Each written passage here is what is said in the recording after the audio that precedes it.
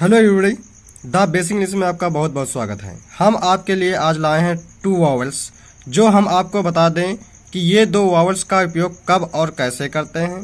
पहला वावल्स हमारा ओ है और दूसरा वावल्स हमारा यू है। तो इन दोनों वावल्स के बारे में हम आपको बताएंगे। लगभग 6 से 8 नियम हैं जो आप लोग इस वीडियो के माध्यम से 8 नियम को देखोगे बाय वन। तो आपको यह बता दें कि इस वीडियो के बाद आपकी इम्प्रूव योर स्पेलिंग, तो आपकी जो मीनिंग मिस्टेक होती हैं वो अब नहीं होंगी, क्योंकि आप वावल्स के कारण मीनिंग मिस्टेक करते हैं। तो हम आपके लिए यही बेसिक इंग्लिश का वीडियो बना रहे हैं। कुछ वीडियो हमने पहले बना के डाला है, वो EI और IE A अदर वावल्स पे हैं। तो हम आपको अब बता दें कि यूजिंग द ओ साउंड, तो कब ओ साउंड का उपयोग होता है और कब ओ का उपयोग किया जाता है।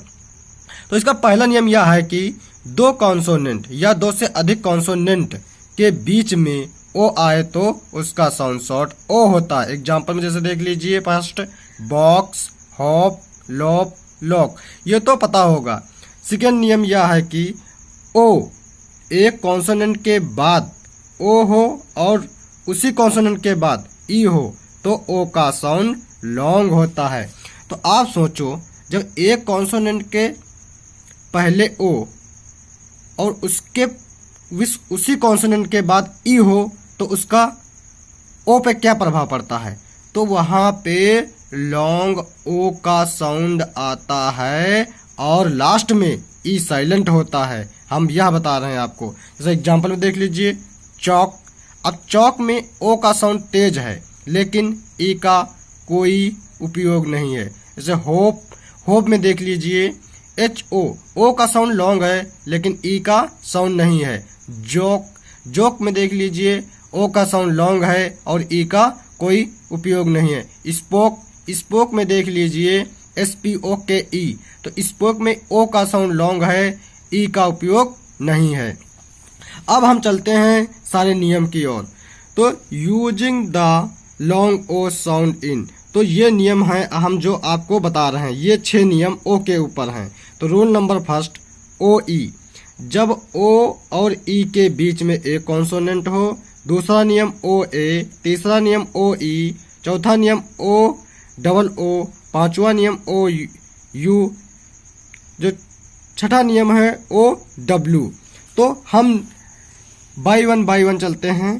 तो नियम नंबर फर्स्ट, जब ओ और ई के बीच में एक कॉन्सोनेंट हो तो उसका साउंड लॉन्ग ए होता है। अभी हमने बताया जॉक, हॉप, जोक। जब भी लास्ट में ई हो और उस बीच में एक कॉन्सोनेंट हो, उसके बाद में उसके पहले ओ हो तो वहां पर ओ का साउंड लॉन्ग होता है। तो नियम नंबर दूसरा देखते हैं। तो नियम नंबर दूसरा यह है कि ओ ए किसी शब्द में ओ ए साथ में हो तो उसका साउंड लॉन्ग ओ होता है।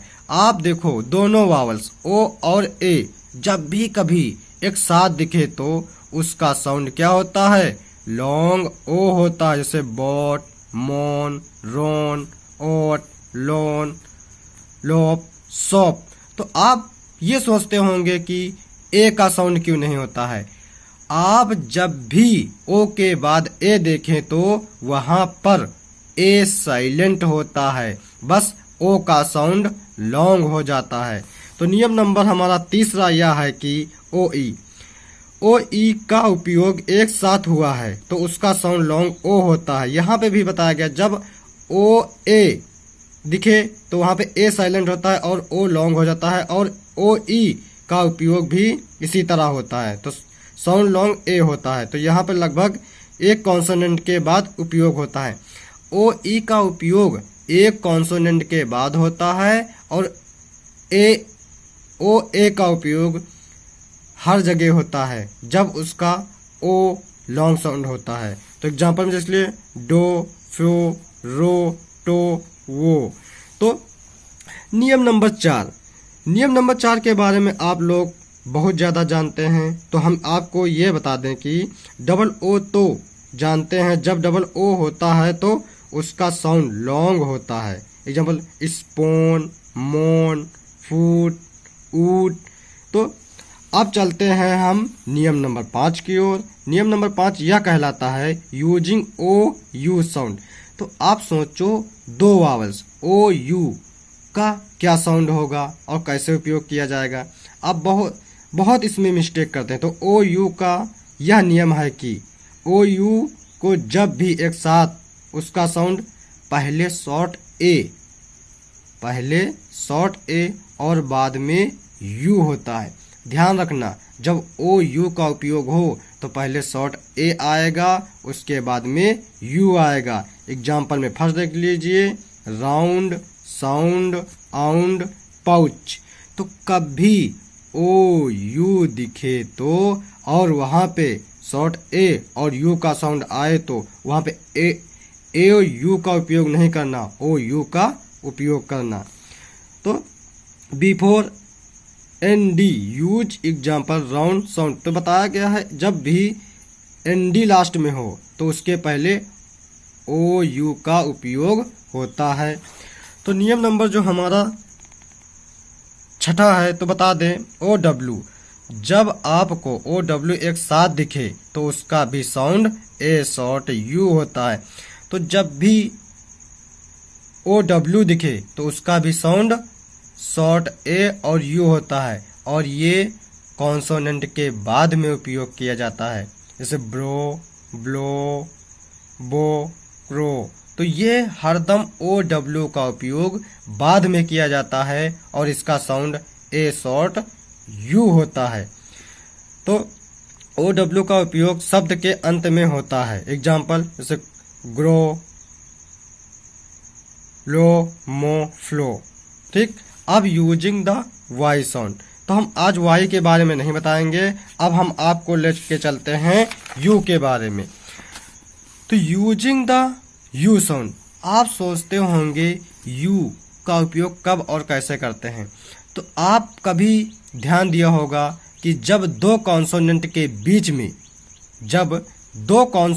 बीच में कोई वॉवल्स का साउंड नहीं आता है तो वहाँ पे क्या उपयोग करते हैं, यू का उपयोग करते हैं। तो हम आपको नियम फर्स्ट बता दें, यू दो या दो से अधिक कॉन्सोनेंट के बीच में जब कोई वॉवल्स ना हो तो उसमें यू का उपयोग करते हैं। तो आज से मान लीजिए कि जब कहीं पर किसी वॉवल्स का साउंड ना हो तो वहाँ पे यू का उपयोग करते हैं। एग्जाम्पल से जग, फन, हट, कप, रब। ये क्या करता है कि दो वॉवल्स के बीच में यू का उपयोग होता है जब किसी वॉवल्स का साउंड नहीं होता है। तो नियम नंबर फिर वही, नियम नंबर दूसरा ये इंग्लिश में नोट देख लीजिए, short vowel sound as in. तो बताया गया है कि जब दो कॉन्सोनेंट के बीच में कोई किसी वॉवल्स का साउंड ना हो तो वहाँ पे यू का उपयोग करते हैं। फर्स्ट नंबर कप, सक, अप। तो ओ यू का sound A short long you होता है। एग्जाम्पल जैसे round, sound, found. Thank you for watching my video. Like करना, सब्सक्राइब करना ना भूलें।